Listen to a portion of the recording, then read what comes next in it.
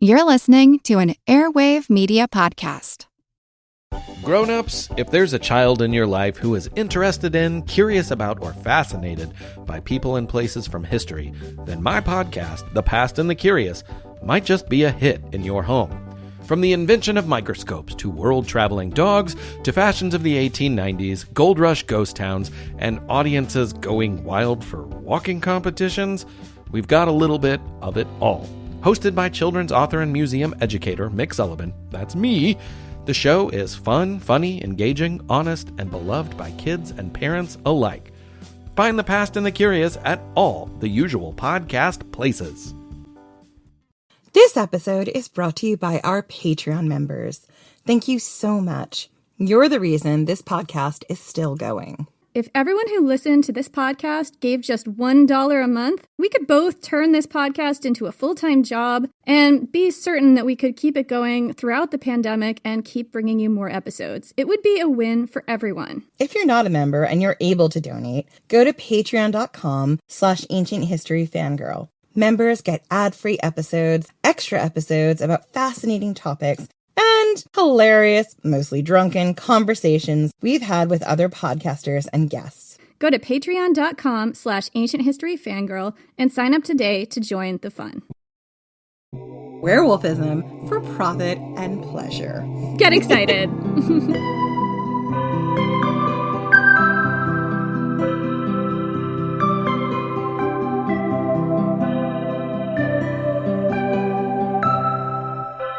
The night belongs to your goddess, Hecate, and she will guide you. The moon is new, and the stars are nothing more than candles in a sea of darkness. But you know your way through the graveyard. You've been here many times before. Your feet could find their way amongst these cluttered tombstones and grave mounds in your sleep. Sometimes they have.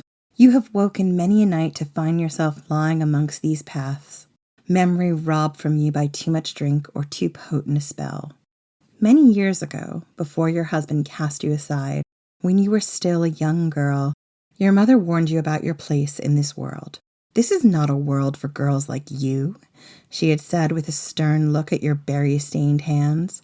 Girls like you think too much, you want too much, and this world will take everything from you. She'd spat on the floor as she'd said it to ward off evil. I will give you the gift my mother gave me, and her mother gave her before her. I will give you the knowledge that you need to survive in this place, but you must keep it secret. What she taught you was a secret knowledge. What herbs could cure and which could poison, which spells could make a man turn from his mistress, and which would make a baby grow or die in a womb. You have carried them with you all these years, even when your husband turned from you and you doubted your magic. When your hands couldn't prevent a death, couldn't save a child, in those dark days, you prayed to your goddess and she led you to the graveyard. She showed you the wisdom of living without a faithless man, of saving your magic for those who deserved it. You have lived many lifetimes since then. You have cast off your skin and wandered the forests and streets as a wolf. You have run with the packs of wild dogs amongst the gravestones. You've been many things to many people, but you have always been a witch. And tonight, you will honor your goddess. You hear the beast before you see it. Its eyes glow with a warning, bright embers in a shadowy landscape. It is otherworldly and huge, much bigger than the wolves and dogs that feast on the bodies buried in the unquiet earth.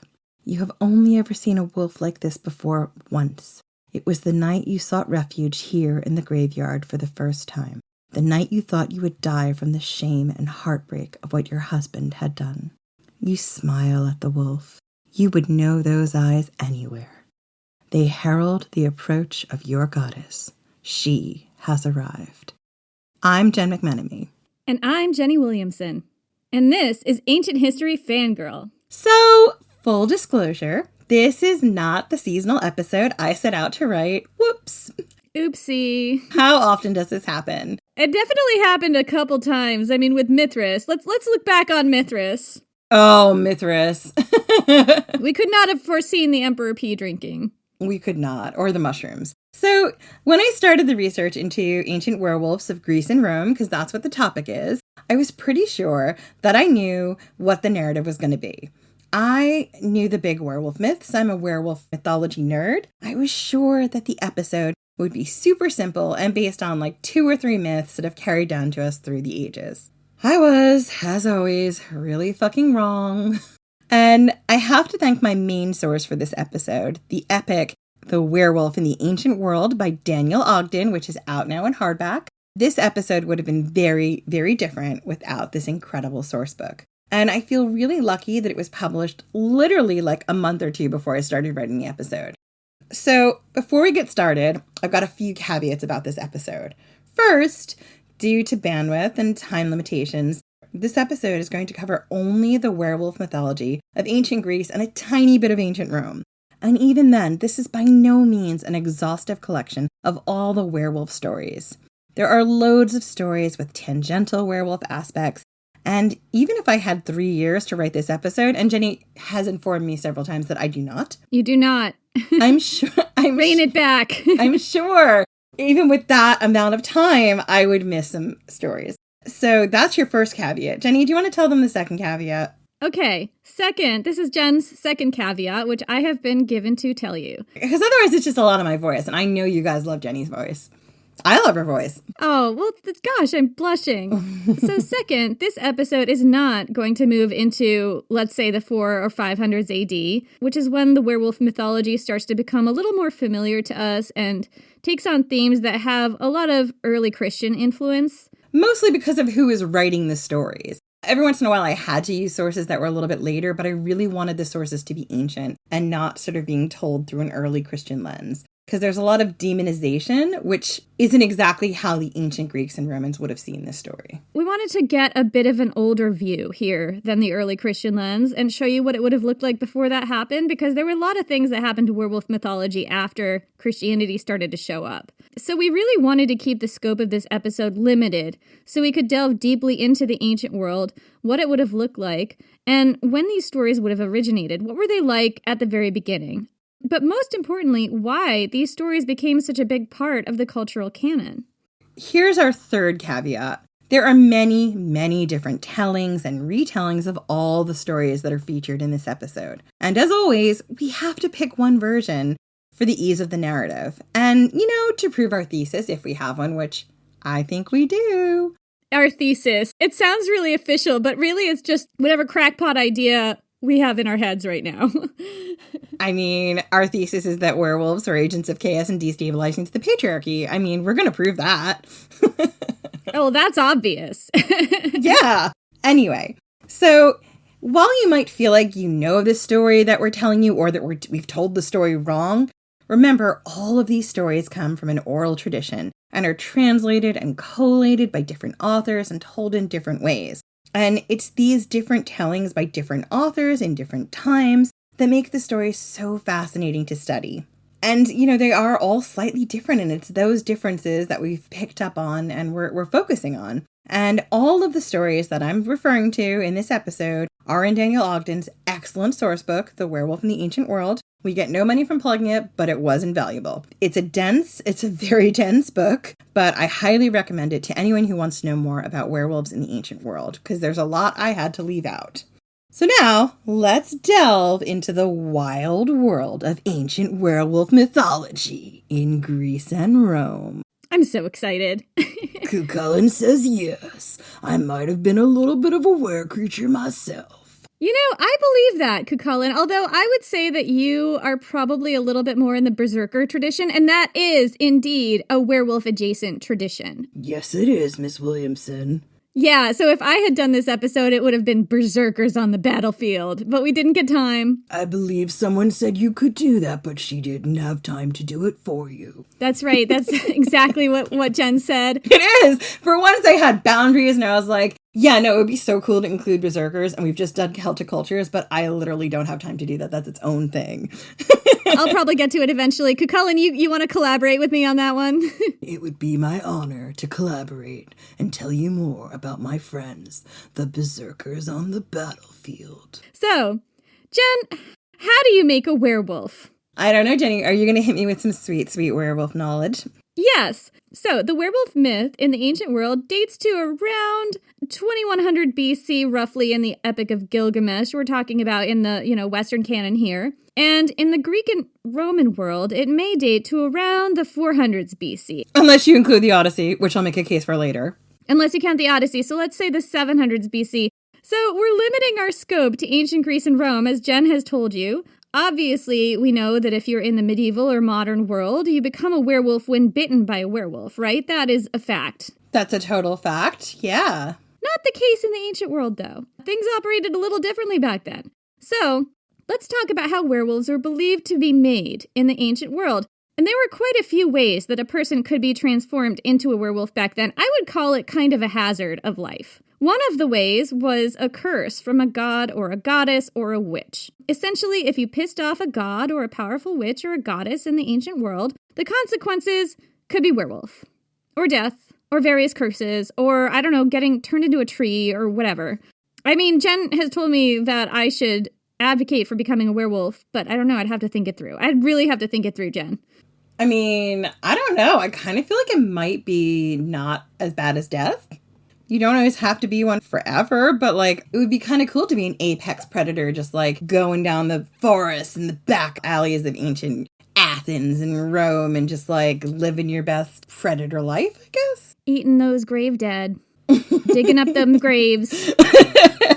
You're really selling it to me, Jen. See? Much better than death or being a tree. Sign me up. So you could also be transformed into a werewolf by sharing a meal with a werewolf. Having bread, a lot of times it's bread or beer, could result in you waking up as a full-on wolf howling at the moon. What about wine? It was much more beer, so I wonder if some of that comes down through the intersection of more Germanic cultures. Yeah, or like Egyptians. They were really into beer. Or Egyptians, yeah. There's a lot of stuff that I wasn't able to include because, again, Daniel Ogden's book is great. He has a whole section about an Egyptian sorcerer who could make werewolves. So it's possible some of that comes from there. That's fascinating. Interesting. So you could also become a werewolf if you swam across a certain stream in Arcadia as part of the Lakaya festival. Or if you ate human meat, because cannibalism is a big no-no. Cannibalism is associated with being a werewolf in these stories, is what I'm picking up, right? Absolutely. This festival that we're talking about, the Lakaya festival, was an ancient festival that took place on the slopes of Mount Lakayan, or Wolf Mountain, the tallest mountain in Arcadia, a region in the Peloponnese. This festival was heavily associated with cannibalism and human-wolf transformations. And based on archaeological evidence, it may be as much as 5,000 years old, predating the Greek myths that we all know by thousands of years. Daniel Ogden describes how initiates into the cult were supposedly transformed into wolves during this festival. He references a traditional tale in which a famous boxer named DeMarcus was transformed into a wolf at this festival. According to the traditional tale, part of that festival involved sacrificing a young boy to Zeus. DeMarcus ate some of this boy's flesh, and Zeus transformed him into a wolf for 9 years. Pausanias tells us that men who were transformed into wolves by gods for eating human flesh could be turned back into men if they did not eat the human meat for 9 whole years. But if they did eat the human meat, if they succumbed to their desire to devour human flesh, they would stay wolves forever. Daniel Ogden describes how people may really have been transformed ritually into wolves during this rite. Hint, it did not involve cannibalism, according to Daniel Ogden. It's just getting real watered down here, okay? Well, yeah, because I don't think this festival ever really involved cannibalism, because cannibalism was such a dark, no-no. But what if it did, Jen? I know how much you love the idea of people eating small children and babies, because you're a weird person. That is my jam. Listen, when I was pitching this episode to Jenny, I was like, let me tell you what this episode has. It has sex magic. It has being able to have an affair with your lover in your bed while your husband might be sleeping right next to you because werewolves. It has children being eaten by gods. It has werepigs and werewolves and werestags. It has all the things. Werepigs. Sign me up. Anyway. Okay, so I'm going to give you this quote from Daniel Ogden, who's just taking all the fun out of it here. He says, quote, "We can now see that those performing the Anthid rite, which is the rite in which men are transformed into wolves, are supposedly transformed into wolves not by eating human flesh, but simply by virtue of being chosen by lot, or, more immediately, by the act of doffing their clothes and swimming across a pool. After a period, doubtless equivalent to 1 or 2 years patrolling the wilderness, under light arms, doubtless. As you do. As you do, they return across the pool and recover their clothes and, with them, their humanity. And we can now see that the Damarcus tale described not one performer of the anthed rite amongst others, but an avowedly exceptional set of events explicitly presented as another myth. This story found its home amongst a distinctive suite of supernatural stories attaching to the outstanding athletes of archaic Greece. And that's actually a really good point, because there is another werewolf story that involves another famous boxer that we're going to get to in a minute. And the other interesting thing about this is the Lycaean Mountains are attached to our last story we're going to tell you, which is the most famous werewolf story about a guy called Lycaon who got into a lot of trouble. What I think about in here that Daniel Ogden doesn't make the point is potentially this was a ritual penance they were doing for the events of the last story we're going to tell you. That might have been done in the festival. Ritual penance for cannibalism after a period of famine. That's what I think this is. I think it's about ritual penance, really. So, in addition to becoming a werewolf by sharing a meal with a werewolf, getting yourself cursed by a god or goddess, eating human flesh, or crossing a specific stream or pool during a specific rite on Wolf Mountain, you could also become a werewolf through magic.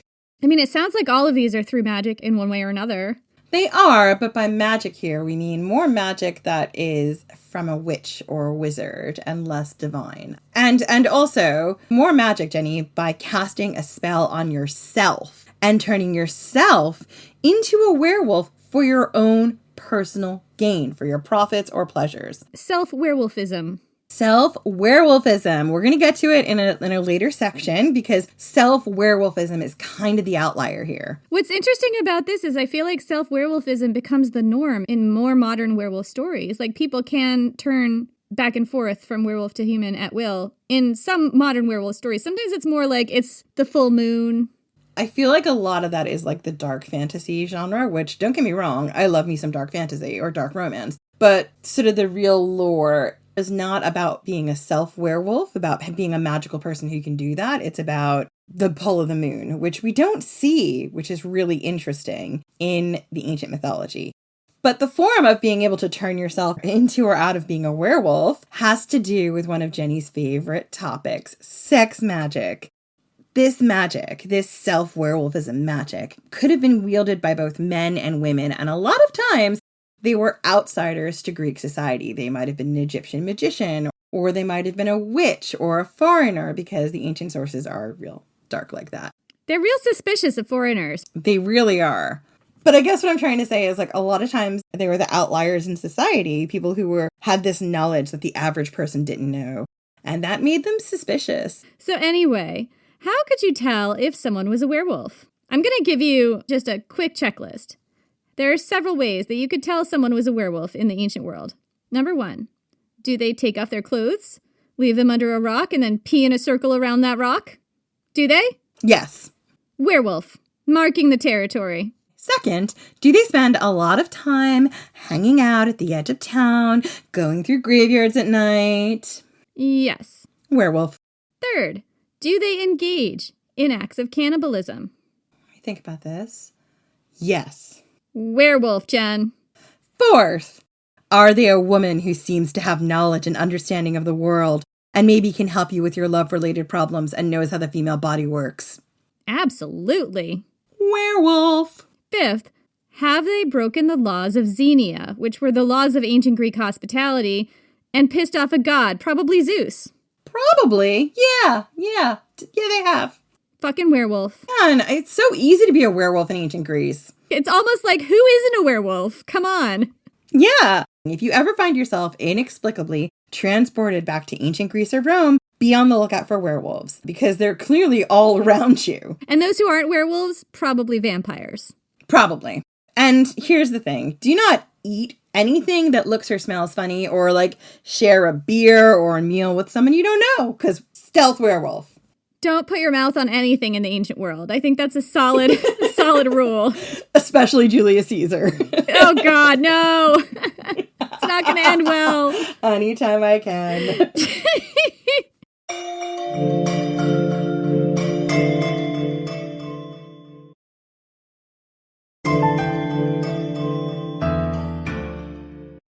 talk about the gods, goddesses, and wolves of the underworld. Werewolves in ancient Greece and Rome were strongly associated with death and graveyards. The ancient Romans in particular used to have their cemeteries outside the city walls, and werewolves were believed to hang out in the cemeteries and eat the dead. This is a fascinating fact that gives us a glimpse into a reality of the ancient Roman world, graveyards on the outskirts of town, where the dead weren't always buried that deep, and where animals could get to them. This myth shows us that these could have been dangerous places where wolves and other scavenging animals hung out, and where the dead were never far from the surface. And that's probably true of ancient Greek cemeteries as well. In ancient Greece, werewolves also had a strong association with death, and let's delve into the mythology of that a little bit more. So Hades, the king of the underworld, the god of the dead and wealth, was the most feared of the ancient Greek gods. Mortals were terrified of him. Worship of him was done in secret, generally in caves or under the ground, and sacrifices to Hades were both underground, as in, like, people didn't talk about it, and they were under the ground in caves and caverns under the earth. And especially, like, caverns, like, I did research into this a while ago, but the ideas of, like, caverns and caves, a lot of times they thought were, like, liminal places where maybe you could find an entrance into the underworld. So that's a lot of times why caverns are so associated with Hades. So Theoi.com breaks it down for us like this. Quote, "When Hades was in his own kingdom, he was quite unaware of what was going on either on earth or in Olympus, and it was only the oaths and curses of men that reached his ears. So when Hades was in the underworld, he was totally removed from the world of men. He was doing his own thing, ruling his own kingdom, being wealthy, hanging out with his epic three-headed dog Cerberus, who you know is a total mush if you know, like, exactly where to scratch behind his ears. He was hanging with his bestie Hecate and his wife Persephone, who is sometimes in residence and sometimes not. So if a mortal wanted to call on this fearful god, they had to go to some extremes, like seeking him out in caves, the closest they could get to the underworld." Again, quoting from Theoi.com, quote, "His character is described as fierce and inexorable, whence of all the gods he was most hated by mortals. He kept the gates of the lower world closed, that no shade might be able to escape or return to the region of light.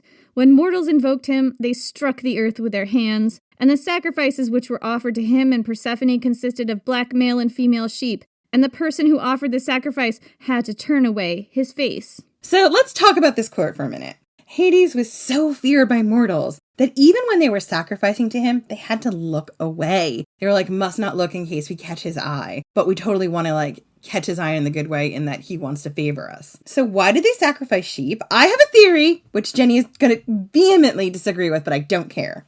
I think it's because Hades might have been able to turn himself into a wolf, or was somehow associated with a wolf. Because what are wolves famous for attacking? Sheep. Why would a specific sheep, i.e. a black male sheep, Hades, and a white female, Persephone, be sacrificed? Is it because Hades secretly had a werewolf form? Or a pet werewolf? Or dog? I don't know. I think so.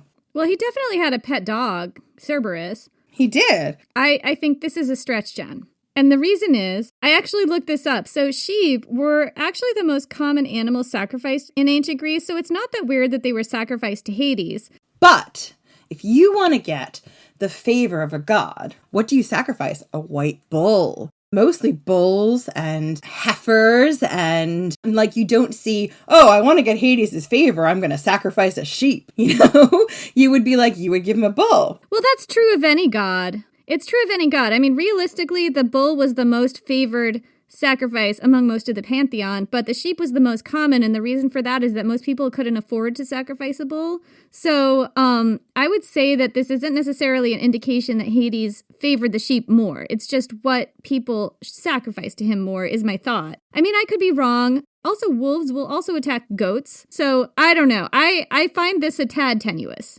I'm not saying it's not tenuous, but I'm just saying I find it really interesting because my next point is we know that in mythology, Hades had a wolfskin helmet of invisibility that he wore. This helmet, as I said, made him invisible, and the origins of it are murky. Like a lot of times you don't see it as a wolfskin, you see it more as like a helmet you'd wear in battle, but sometimes you do see it as a wolfskin helmet. And some of the sources say that the Cyclops made it for him. Others don't really tell us where he got this hat of invisibility.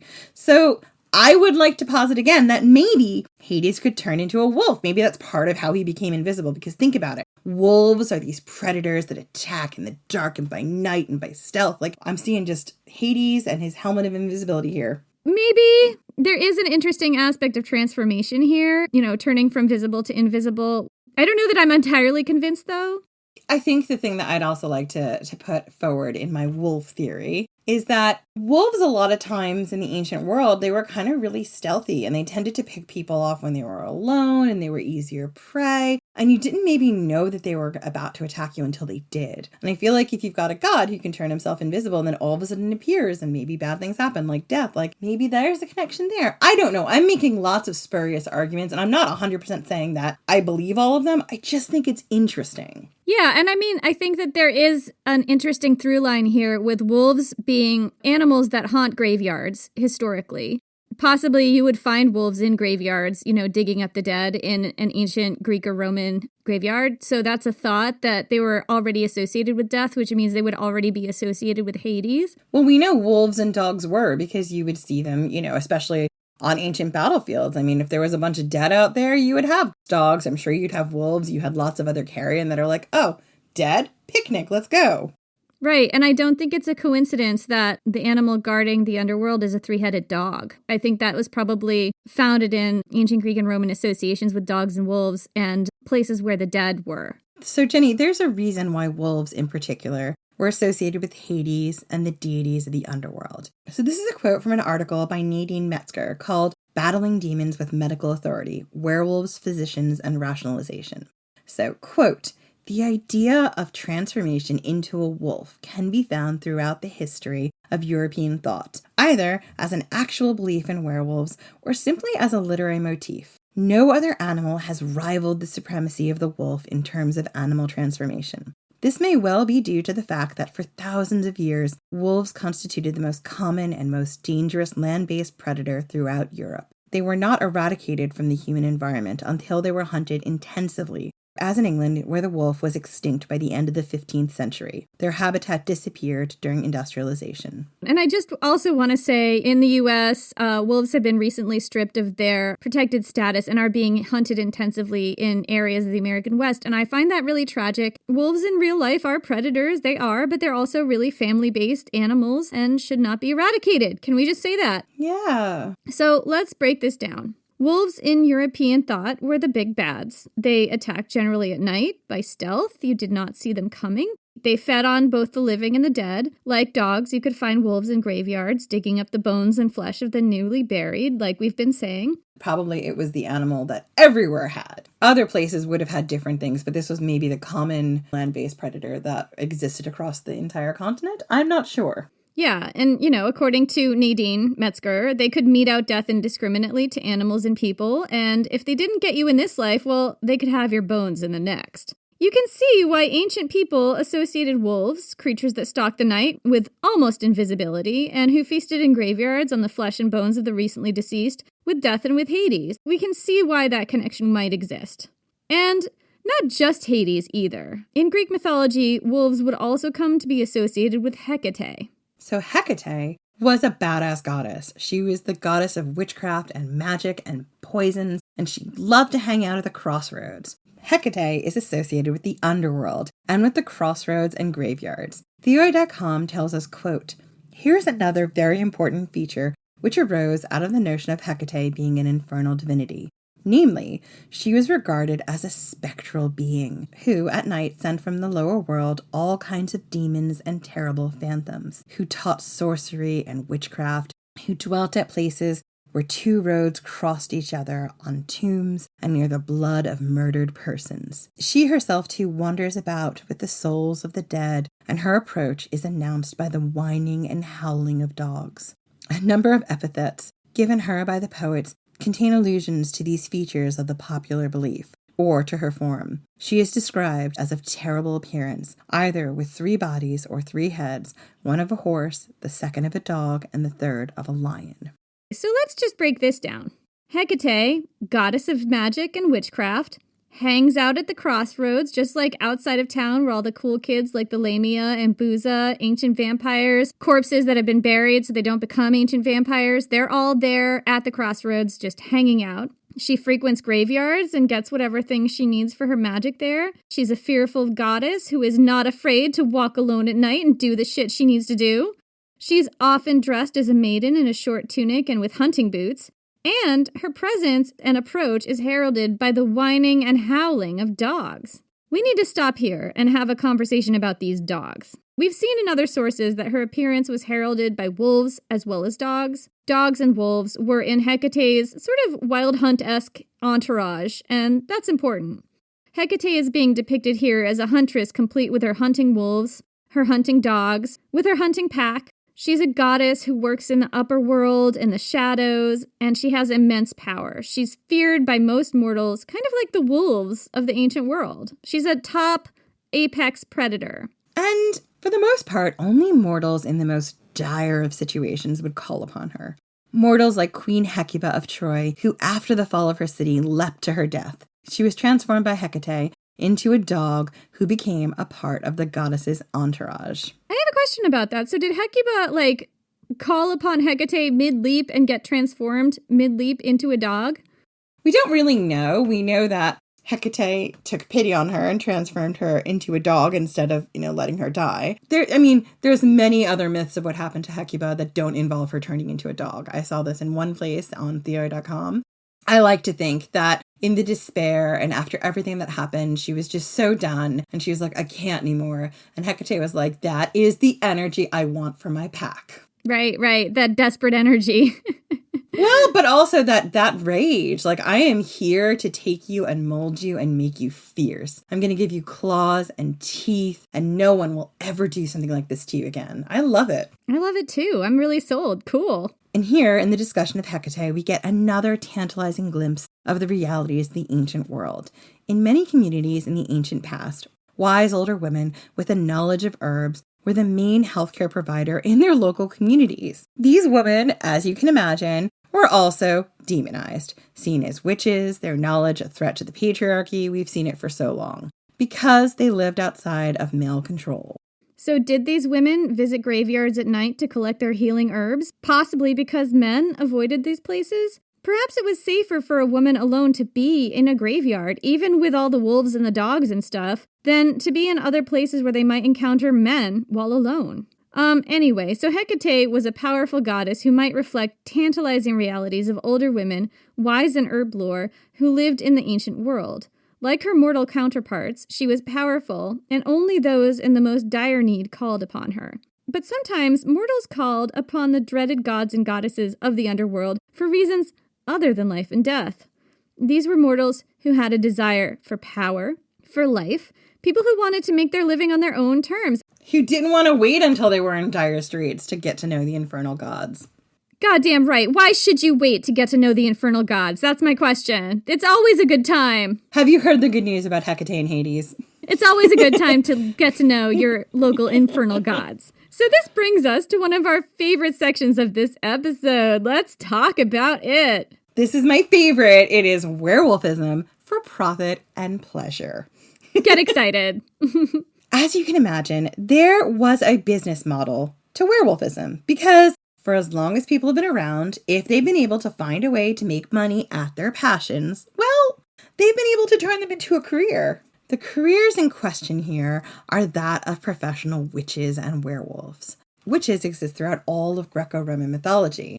And one day, I promise I'll tell you their stories. But the story that I'm going to tell you right now involves a witch with a very particular skill set.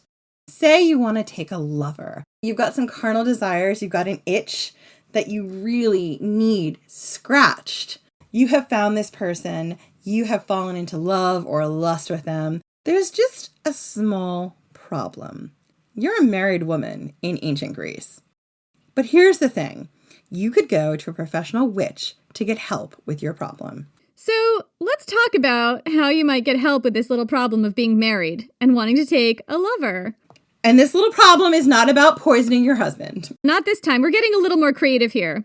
So there's this witch called Acanthus in Greek mythology who could turn into a werewolf, scratch your husband's eyeballs with her werewolf claw, and blind your husband to your affair. Now, this is a very specific and very complex skill set. This was a very particular kind of blinding that only applied to when you, his wife, happened to be banging someone who was not your husband. This blinding could mean that you could be literally having sex with your lover in your marriage bed right next to your husband, and he wouldn't notice. That's some powerful shit. This magic only worked with one lover. Like, if you wanted to fool around with more than one lover, you'd have to go back and pay Acanthus again to make a second scratch in your husband's eyeball to blind him to that person. This is a business, honey. It is not a charity. The scratch that Acanthus gives is not going to be a scratch that applies to all lovers. It's just this one specific lover. If you want another lover, you got to pay more. It's not a charity. She's not here to make friends. So, there's an epic description of Acanthus's powers from Propertius. Quote, "She dared to set rules for the spellbound moon and disguised her shape as a nocturnal wolf, so that by art she could blind watching husbands and tear out the innocent eyes of crows with her nails, and took counsel with owls concerning my blood, and for me collected the fluids produced by a pregnant mare." I don't know what this is about the pregnant mare.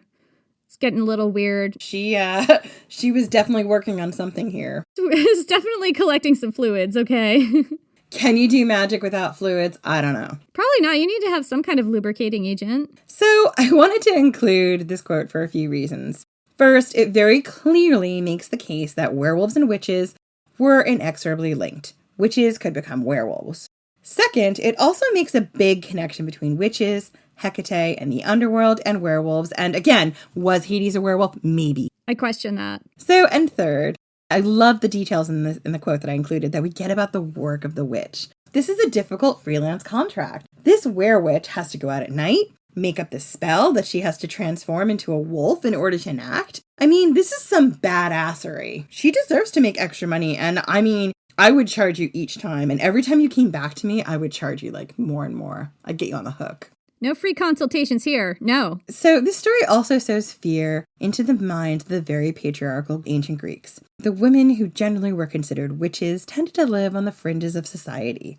They had a great knowledge of the natural world, probably of herbs and plants and things that could cure as well as kill. And they knew a lot about when to harvest plants, where they could be found, and sometimes that might be a graveyard because, as gross as it is, graveyards and battlefields were places that were great for growing things because fertilizer. I mean, that makes sense.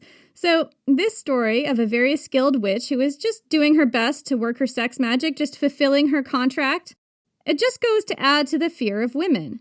Fear of women who lived on their own. Fear of women who wanted their own agency in sex. God forbid a woman gets to choose who to have sex with instead of just having sex with a husband that her family chose for her when she was 12. God forbid. Fear of women who want to be able to have freedom in who they bone and how they live.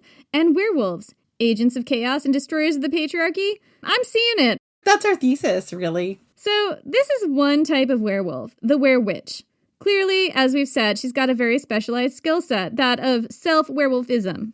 And that skill set challenges the patriarchy by allowing her clients, women who want to bone people who are not their husband, to make their own sexual choices.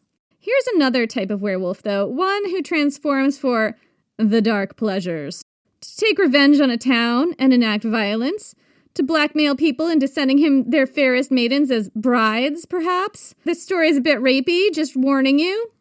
It's not a bit rapey, it is rapey. So this werewolf is sometimes categorized as a demon werewolf. And this is a dark story that comes to us from Italy. The story has its roots in the Odyssey and deals with a wayward crew member from Odysseus' ship, who is called Hero in this story, although he is anything but a hero. So Hero, when Odysseus' ship lands in Temesa, rapes a young maiden. And the people of Temesa are not happy, and they get together and stone this motherfucker. That is the appropriate response here. Yeah.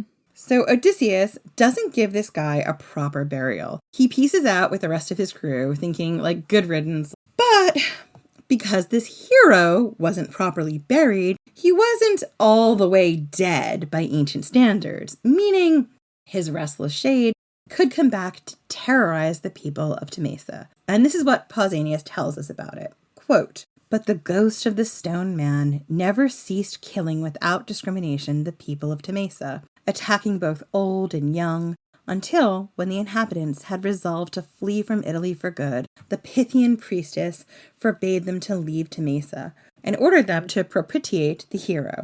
Just give him what he wants, so he quits being an asshole. Exactly, because that's the way we deal with assholes. And so the people setting him a sanctuary apart and building a temple, and to give him every year as a wife, the fairest maiden in Temesa. So the people did what the Pythian priestess ordered. I mean, she is a priestess of the Pythian is Apollo, so she's an oracular priestess. She must know something. And people built the hero a temple and started sacrificing a fair maiden to this demon werewolf ghost once a year. And they suffered no more trouble from him as long as they kept those fair maidens coming. But then, according to the mythology, a local sports legend, of course, it's always a local sports legend, a boxer named Euthymus happened to come to Temesa just when people were sacrificing a fair maiden, i.e., quote, giving as wife, to the ghost. When he heard what was going on, he had an overwhelming urge to enter the temple and see the maiden with his own eyeballs. And when he saw her with his own eyeballs, of course, he fell head over heels in love because she was the most beautiful maiden in the land. The girl swore to marry him if he helped her out and saved her from this ghost. And so Euthymus, of course he said yes. He's like, fuck yeah, goddamn. Putting on his armor, he settled in to wait for this ghost. And when night fell, Hero appeared, and Euthymus beat him into submission, driving Hero off the land entirely and into the sea. Because that's where Hero belongs. He belongs in the sea.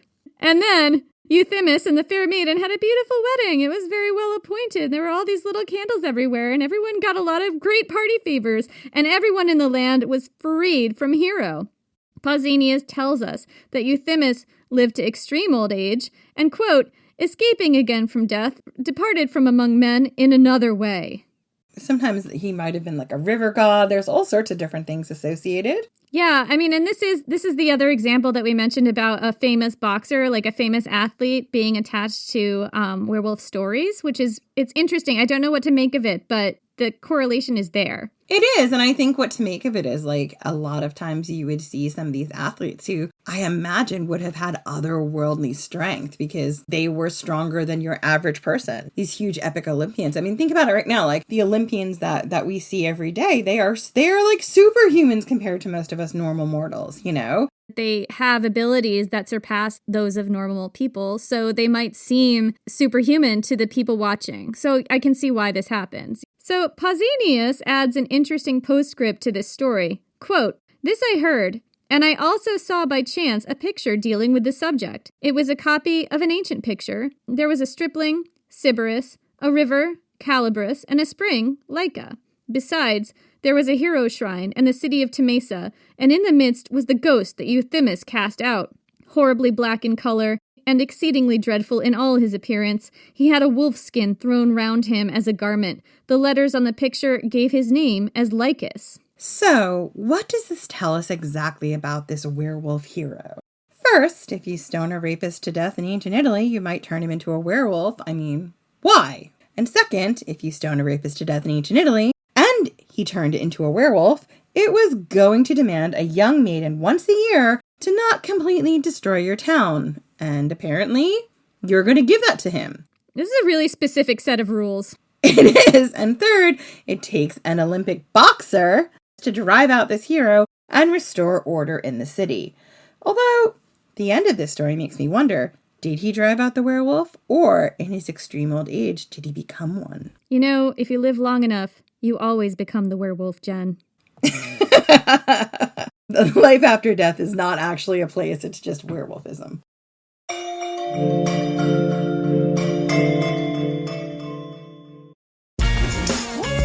Refreshing wild cherry cola meets smooth cream. The treat you deserve. Pepsi Wild Cherry and Cream. Treat yourself. This episode is brought to you by Indeed. Stop waiting around for the perfect candidate. Instead, use Indeed sponsored jobs to find the right people with the right skills fast. It's a simple way to make sure your listing is the first candidates see. According to Indeed data, sponsored jobs have 4 times more applicants than non-sponsored jobs. So go build your dream team today with Indeed. Get a $75 sponsored job credit at Indeed.com/podcast. Terms and conditions apply.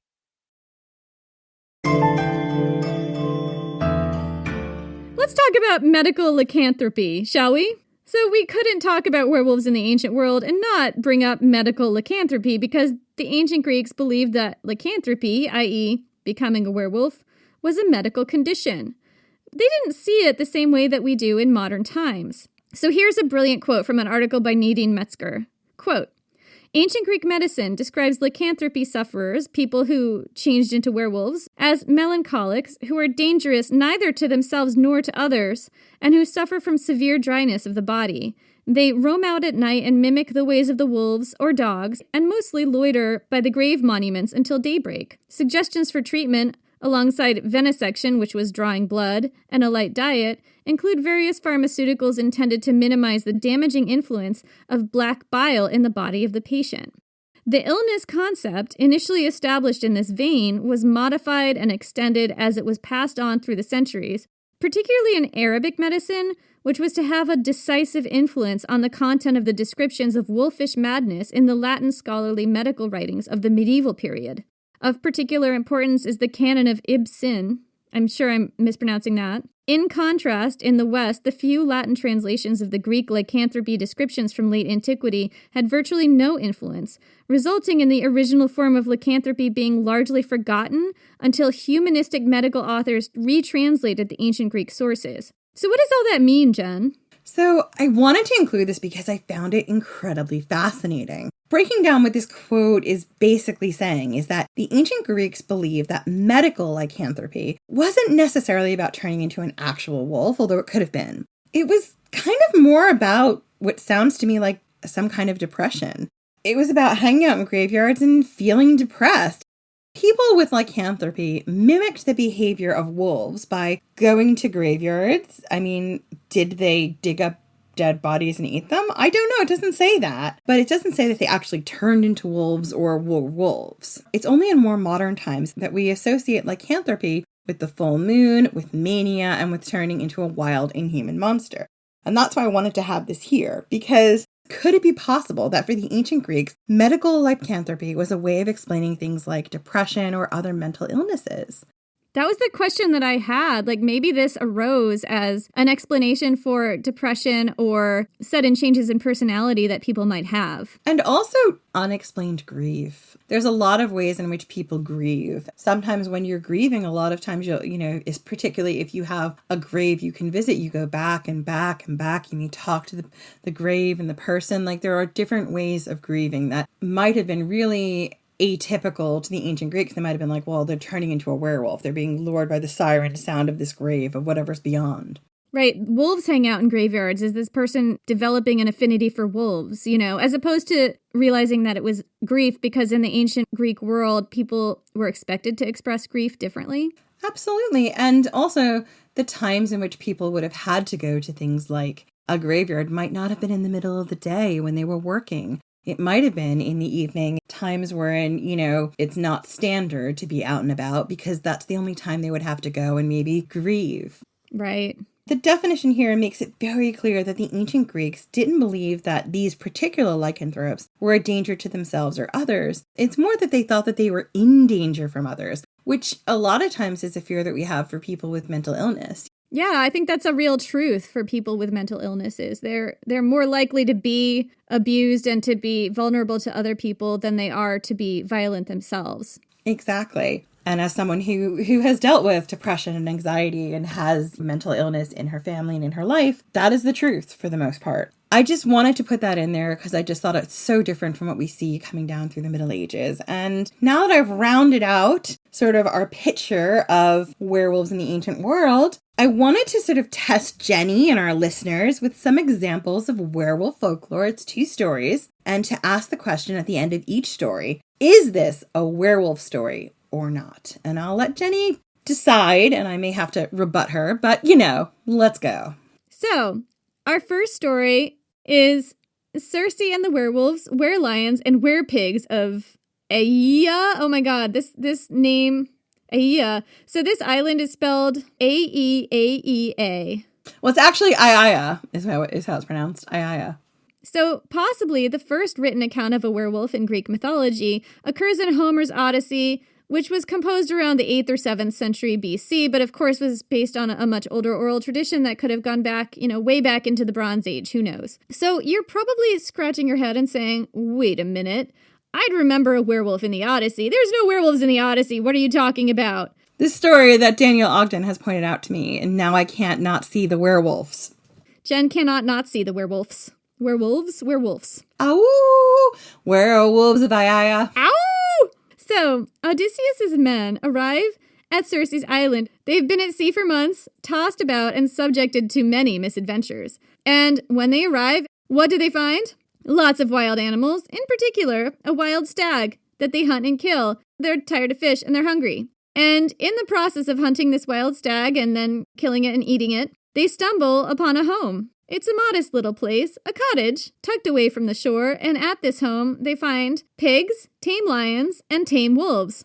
The wolves look at the men who arrive at the door with a sort of knowing fear in their eyes. Perhaps a warning. Homer tells us, quote, within the forest glades, they found the house of Circe, built of polished stone, in a place of wide outlook, and round about it were mountain wolves and lions, whom Circe herself had bewitched, for she gave them evil drugs. Yet these beasts did not rush upon my men, but pranced about them fawningly, wagging their long tails. And as when hounds fawn around their master as he comes from a feast, for he ever brings them bits to soothe their temper, so about them fawned the stout-clawed wolves and lions. But they were seized with fear as they saw the dread monsters. So they stood in the gateway of the fair-tressed goddess, and within they heard Circe singing with sweet voice, as she went to and fro before a great imperishable web, such as is the handiwork of goddesses, finely woven and beautiful and glorious.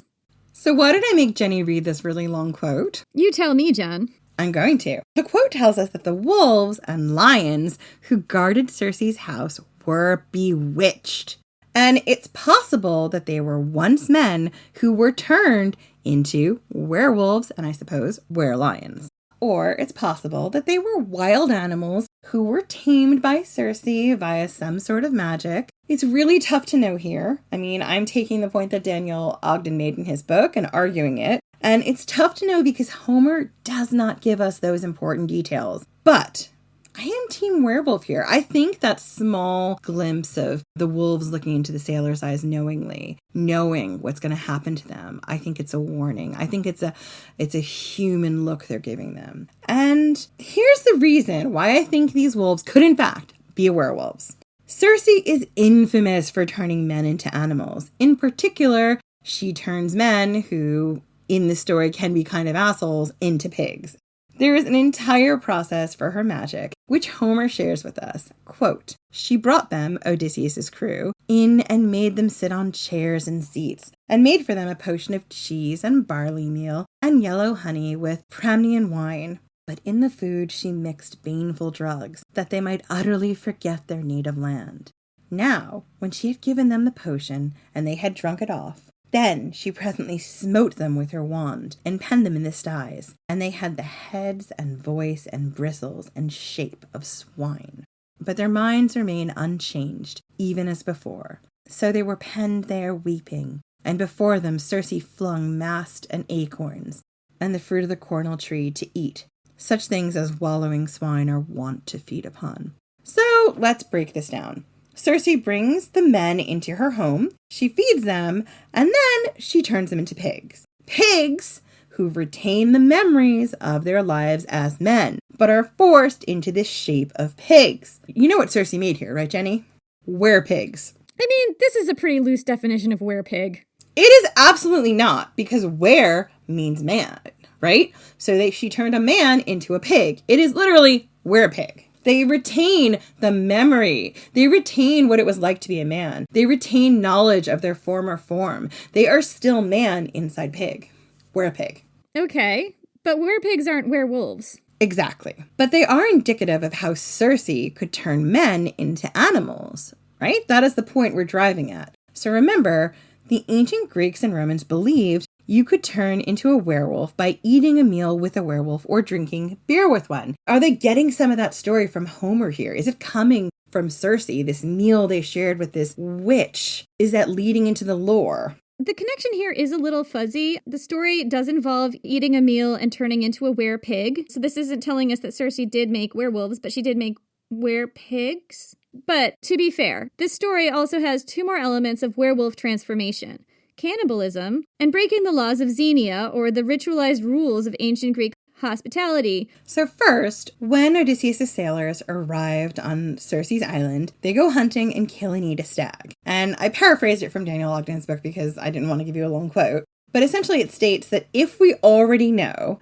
that Cersei may have transformed men into tame animals that inhabit her island, is it such a far stretch that this stag might have once been a man? So if we're going with that theory, that all the animals on Cersei's island were in fact transformed men, then Odysseus' sailors have already committed an act of cannibalism by eating a stag that was once a man before they even get to Cersei's house. In theory, yes.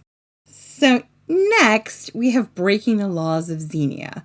So the law of Xenia was a strict rule about hospitality that existed in the Iliad and the Odyssey and in ancient Greek mythology. And there are three basic tenets involved to this rule. 1, the host must respect the guest must respect the host, and the host must offer the guest a parting gift. The law of Xenia is supposed to set up a relationship of mutual gift-giving and obligation that keeps things civil between locals and travelers in need. So this law was Zeus's domain. Zeus was sometimes referred to as Zeus Xenios, and was seen as both a protector of guests and an avenger of wrongs done to traveling strangers. Hence, he gets particularly pissed when somebody violates the law of Xenia. Yeah, so the men visit Cersei's house and share a meal with her. Do they break the laws of Xenia? It's unclear. Homer doesn't really tell us. We don't get this passage from Cersei's point of view. We don't. Homer's not interested in telling us how Cersei feels about this gaggle of hardened sailors in her house, probably fucking stuff up. It's possible that they tried to press their luck with Cersei and her hospitality and to take advantage of her or harm her. I mean, this is definitely the interpretation that Madeline Miller makes in her novel Circe. I don't think it's too far a stretch to think that maybe in between the lines of Homer's Odyssey, we can see that the sailors might have taken advantage of the goddess and broke the laws of Xenia, and maybe she's punishing them for it. It wouldn't surprise me, but again, it's not explicitly written there, so it's a lot of inference. So, is this a werewolf tale? Yes, maybe, possibly. I love the idea that those wolves are werewolves and that Cersei is making werepigs and that she owns this island, and if you want to regain your ability to be a man and walk on it, you got to prove it to Cersei. I think that this is really iffy. It's fun to read between the lines. It's fun to write fan fiction. You can absolutely find evidence here to craft your own narrative. But I have 6 points to make. Number 1. We don't actually know from the text that all the animals on Cersei's island were transformed men. We just know that the pigs are transformed men. It's also iffy that the men committed cannibalism by eating the stag because the stag may or may not have been a man. That's an inference that Daniel Ogden is making here. Point the second. Can we even say it's cannibalism, even if the men eat a stag that was once a man? I mean, it's a stag now, right? So I'm going to say yes, because this is kind of, the argument is that stag has like a human conscience, even though it's in a stag's body. So technically they're eating the flesh of a stag. I mean, even if the stag's mind is a human mind, if you're eating the stag meat, does that count as cannibalism? I think that's a little iffy myself. You may disagree. My third point, the only animals we see Cersei transform men into are pigs. We know that she can transform men into pigs. We don't know that she can transform men into anything other than pigs. You are nitpicking. I'm sorry. You are nitpicking. Cersei has the power to transform anything into whatever she wants. She chooses pigs because I believe that the men treated her in a way that she's like, you are acting like swine. I will turn you into them. Maybe she just wanted to have some more pigs so she could have bacon later. I mean, it's not the worst way to get bacon.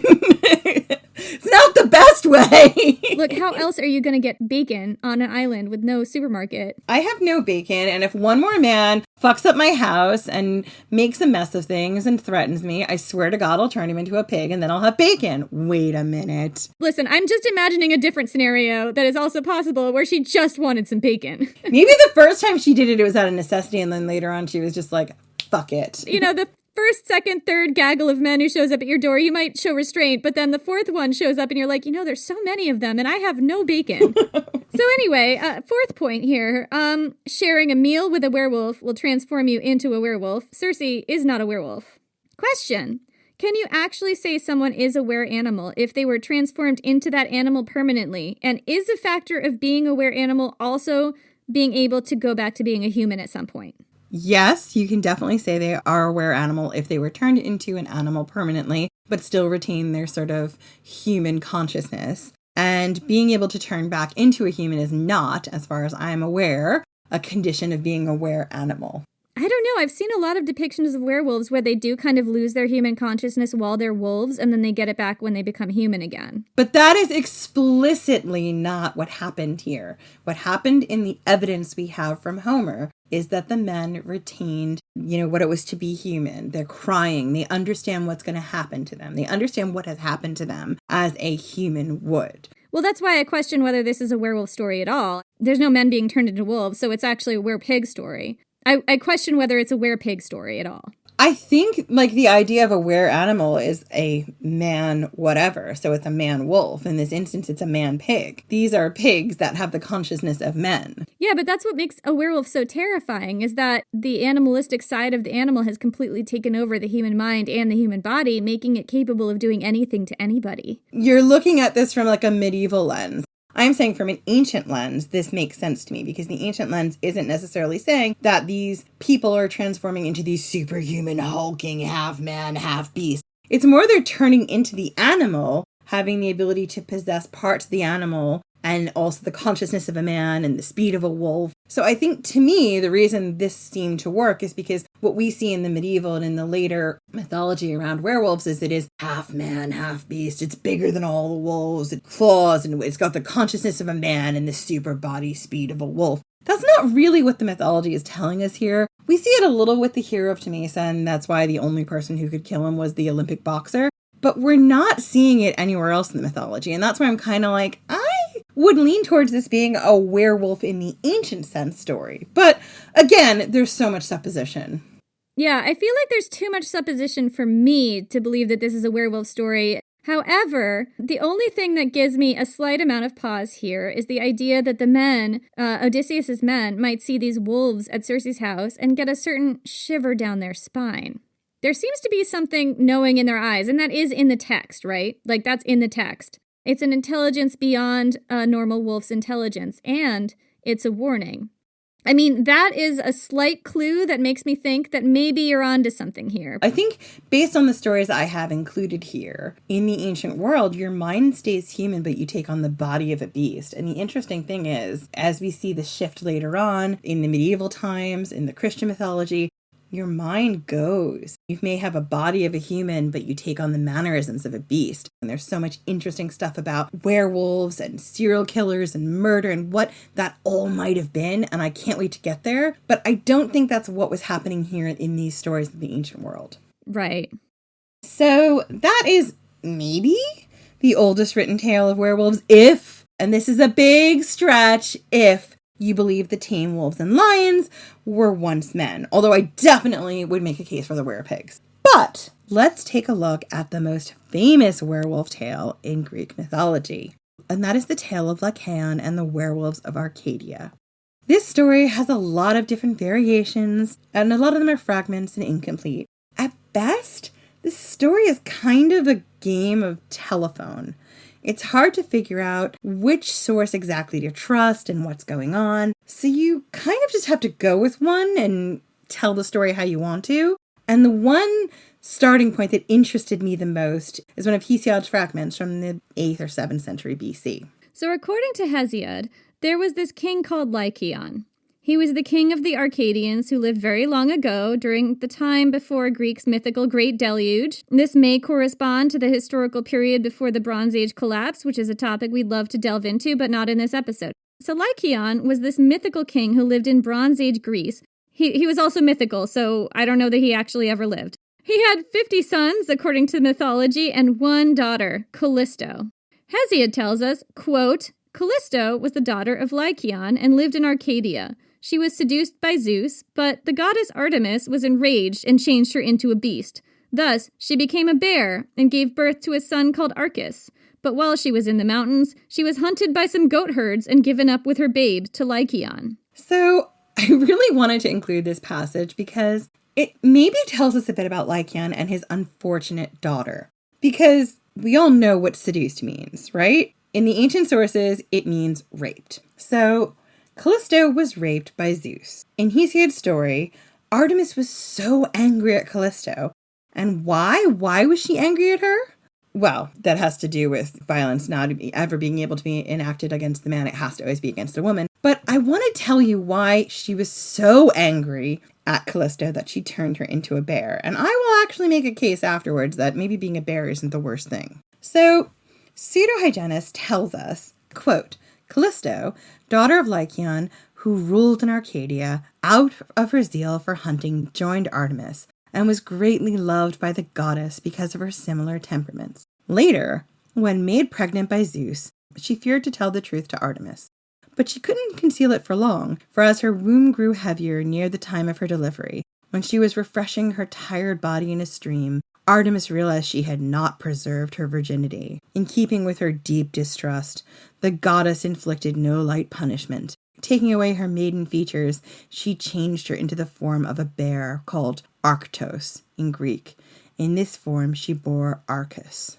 So let's break this down just a little bit. Callisto was a follower of Artemis, the goddess of the hunt, and committed virgin. She was a beloved of Artemis. In other forms of the story, and I'm definitely picking up what they're putting down here, she and Artemis may have been lovers. And Fuck Daddy Zeus, because that's what we're calling him, was smitten with Callisto. Lots of versions of the myth say that Callisto didn't want anything to do with Fuck Daddy Zeus, because who can blame her? She had the love of a goddess, and she was happy. But Fuck Daddy Zeus was a asshole. He transformed into Artemis. He disguised himself as Callisto's lover, Artemis. And wait, not just Callisto's lover, Artemis, his daughter, Artemis. So he transformed himself into his own goddamn daughter to quote-unquote seduce, i.e. rape, her girlfriend, Callisto. Artemis was clearly pissed off and took out her rage, not against Zeus, let's be clear, because God forbid we take out our rage on the dude who actually deserves it. No, she took out her rage at Callisto by turning her into a bear. I feel like turning her into a bear makes me angry, but I wonder if this is a bit like what Hecate did for Hecuba. Like, maybe there's a part of Artemis that was like, I will give you fangs and teeth and claws. I will give you the strength that no one, not even a god, will overpower you. Again, I wonder if that's kind of a bit of it. I'm being kind of an apologist here for Artemis in her taking her rage out that she had against Zeus on her lover. Jen posits that this is the first were-animal in Arcadia, Callisto. She's a were-bear. A were-bear. Isn't that cool? It's the were-bear stare, Jen. I really want some were-bear art now. I want Callisto, and I want to see like some Callisto and Artemis art. Oh, but happy art, not sad art. Anyone out there feel like doing some, I don't know, fan art for us about were-bear Callisto? Anyway, so what I'm trying to get through here is this episode is not about werebears, right? It's about werewolves. So when werebear Callisto finally gives birth to her baby, it's a boy. His name is Arcus, and Arcus is delivered to his granddad Lycaon, by a goat herd. And Lycaon is like, what am I going to do with this baby? And also, why is my daughter a bear? I feel like there's a children's book, so your daughter's a bear now. So your daughter's a werebear. It's a pamphlet. Maybe Lycaon is just mad at the person he should be mad at, which is Zeus, for raping his daughter and getting her turned into a bear and getting her pregnant. So Hesiod tells us that, quote, after Zeus had seduced Callisto, i.e. raped Callisto, her father Lycaon, pretending not to know of the matter, entertained Zeus, as Hesiod says, and set before him on the table the babe, which he had cut up. Of course he did! And that babe is Arcus, just so we're nobody is in confusion here. It is Zeus' son. It won't be the last. People just cutting up their babies to serve them up for stew meat. Seems to be a theme. So Lycaon decided to get his revenge on Zeus by serving him his own son as a course of baby stew.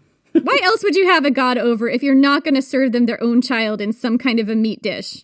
I mean, again, Zeus should know about this. His own dad tried to eat him. So much baby eating in the family. So much baby eating. You gotta wonder where this weird baby eating thing comes from in Greek mythology. I bet it comes from some real starvation in the past, where people actually were roasting them babies over the fire because there's nothing else to eat. Okay, Jenny, you took it to the dark place. Getting back to the story, as you can imagine, this breaks the laws of Xenia, which would have enraged Zeus, and did. It's disrespectful to try to make your guest eat a stew from his own newborn son. Baseline. We shouldn't have to say this to people, but apparently we have to say this to people.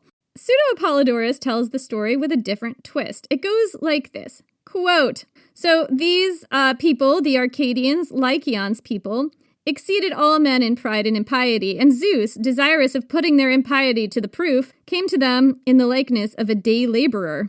And the Arcadians offered him hospitality, and having slaughtered a male child of the natives, they mixed his bowels with the sacrifices and set them before him at the instigation of the elder brother Minos. But Zeus, in disgust, upset the table at the place which is still called Terpezos, which means table and Zeus, or Zeus's table, and blasted Lycaon and his sons by thunderbolts. All but Nyctimus, the youngest, for Gaia the earth was quick enough to lay hold of the right hand of Zeus and so appease his wrath. But when Nyctimos succeeded to the kingdom, there occurred the flood in the age of Deucalion. Some said that it was occasioned by the impiety of Lycaon's sons." Isn't that cool? I knew you'd love that. Yeah, this is just blaming Lycaon for the Bronze Age collapse here. Yeah, so we once again get the Bronze Age collapse, and we get this sort of like great flood story going back to Lycaon's sons. So because Jenny and I really love a good werewolf transformation scene, I couldn't resist going to my Latin source, my man Ovid, and sharing this scene with you. This scene is from Fuck Daddy Zeus's point of view, and he is telling you why he did what he did. He's justifying his wrath.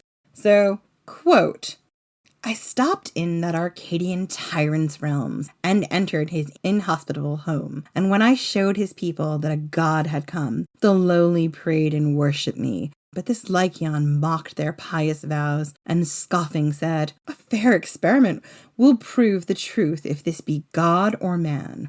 And he prepared to slay me in the night, to end my slumbers in the sleep of death. So made he merry with his impious proof.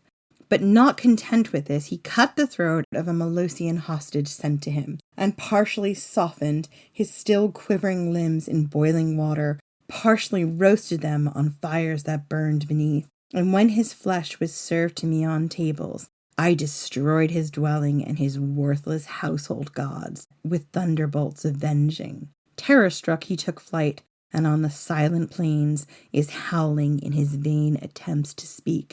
He raves and rages, and his greedy jaws, desiring their accustomed slaughter, turn against the sheep, still eager for their blood. His vesture separates in shaggy hair. His arms are changed to legs, and as a wolf, he has the same gray locks, the same hard face, the same bright eyes, the same ferocious look. Thus fell one house, but not one house alone deserved to perish. Over all the earth ferocious deeds prevail. All men conspire in evil. Let them therefore feel the weight of dreadful penalties so justly earned, for such hath my unchanging will ordained." Ooh. So let's break down what just happened here. Lycaon and the Arcadians are accused of being impious. So Zeus goes to visit them in the disguise of a day laborer. What else? He loves his disguises. And tests their hospitality, their Xenia. And what does Lycaon do? He feeds him this Molossian hostage. According to Ovid, who is a Roman, writing much later, it's this hostage. It's this random guy they killed. And he was a hostage. They shouldn't have killed him. Like, that definitely breaks Xenia, right? But according to Hesiod, and according to the more Greek sources, it would have been Zeus's own son that was killed. And Lycaon kind of has a bone to pick with Zeus if you believe that he cared about his daughter Callisto, who was turned into a bear because Zeus seduced her in the form of Artemis. A werebear. Let's be clear. A werebear with a werebear stare. So anyway, how does Zeus react to all of this bullshit? All of this baby eating and hostage eating and the human meats and the cannibalism? Just the whole breaking of Xenia and feeding human flesh on the table. He blasted Lycaon with his thunderbolt, and he turned him into a wolf. Oh! Werewolves of Arcadia. Shout out to Wolf Mountain. The name Lycaon means wolf in Greek. So Zeus kills all of Lycaon's 50 sons except for that one guy that Gaia decides to intervene on the behalf of. And while it's not mentioned in this passage, he brings his son Arcas back to life. And if you're going with the version where it's his son Arcas being served to him in the bowl, he brings his son Arcas back to life and gives him back to the goat herds to raise, because goat herds, they have nothing else to do but raise your children. So what do you think, Jenny? Is this going to pass your werewolf story muster? Does it have our key werewolf elements? Is the law of Xenia broken? Is there some like cannibalism? Does someone, anyone, turn into a wolf? Let's discuss. Okay, so my verdict on this is that yes, this is, in fact, a werewolf story. There's cannibalism. There's meal sharing, although notably not with a werewolf. However, there is breaking of hospitality laws of Xenia and pissing off of Zeus, and someone physically does actually get turned into a wolf. So... Oh! When I went into the research for this episode, I really thought I knew what I'd be writing about. But I was so surprised by what I found on this topic. Mostly, I was surprised by how well this topic fit into our season. Werewolves, it turns out, had a role in creating chaos in the patriarchy and giving women sexual agency via sex magic. They also had a lot to do with taboos around eating babies and disrespecting Xenia. Apparently, the ancient Greeks had a lot of anxiety that they were going to be served the human baby meat at their next meal. But you know, Jenny, it's the sex magic and the agency that I choose to take away from this episode. And I hope the next time you're walking by a graveyard at night and you see a melancholic werewolf or a werewitch harvesting her herbs, or you hear the call of Hecate's pack of wolves and dogs, you remember these stories. And maybe pass on having a pint with a werewolf. Thank you guys so much for listening. You can find us on Twitter at Ancient Histfan and on Instagram and Facebook at Ancient History Fangirl. Check us out at ancienthistoryfangirl.com, where you can find a link to our Patreon, where you can join to get extra episodes, ad-free episodes, all kinds of cool stuff. We now are doing 6 episodes a month. If you become a patron at the $5 level, you will get 5 episodes from us a month. That is so many episodes. And you'll get 6 if you join at the $10 level, or we have $25 and $50 levels if you're feeling extremely generous, and we deeply appreciate those who do feel that generous. We love you guys. We love you. At the $2 level, we have a library of older episodes that you can listen to from last year that are all extra and bonus. Yeah, we have about 18 or 19 bonus episodes for people at the $2 level to listen to, and then you get ongoing ad-free episodes after that. We've got some patrons to thank, don't we, Jen? Blanket statement, we are going to mispronounce some names. We apologize. Thank you to Rachel Cameron Cook, Jorf Shorat, Amy McFarland, Crystal Carroll, Juliana Baker, Chris Schilliner, Courtney Smotherman, Karen Robertson, Joy, just Joy, Ashley Kate, Inglorious Bustard, Emma Griffith, and Charlotte Wallace. Thank you so much for your support. We could not do this episode or this whole podcast without you. We couldn't. So that's it for this week and for this year's spooky season. Oh my God. Oh, you love it. You love how corny I am about this stuff. We'll be back next week with a brand new episode. Bye.